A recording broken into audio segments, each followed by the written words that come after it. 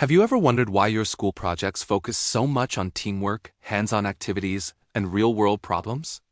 A lot of those ideas come from one brilliant mind, John Dewey. Let's dive into the life of the man who completely changed how we think about learning. Born in Vermont in 1859, John Dewey wasn't just a philosopher. He was a psychologist and a true educational revolutionary. After getting his doctorate from Johns Hopkins University, he began to question the traditional classroom. You know the type. Sitting in rows, memorizing facts, and endless drills. Dewey thought this was all wrong. He believed that real learning happens when we're actively engaged, when we're doing things, not just listening. This is the core of what we now call progressive education.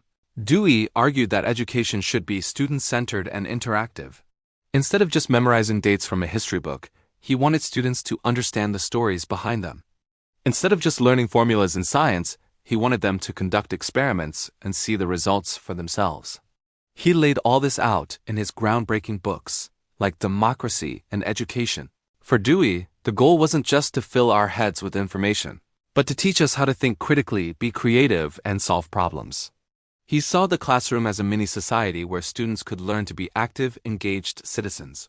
But Dewey's influence didn't stop at the schoolhouse door. He was a leading figure in a philosophical movement called pragmatism. It sounds complicated, but the idea is simple. Ideas are only as good as their practical consequences. He wanted philosophy to get out of its ivory tower and get its hands dirty, helping to solve real-world problems. This belief drove him to become a passionate social and political activist. He fought for women's right to vote, supported labor rights, and was a strong voice for peace and democracy. John Dewey's legacy is all around us. It's in every collaborative project, every science fair, and every class discussion that encourages you to share your own ideas. He taught us that education isn't just about preparing for a test. It's about preparing for life.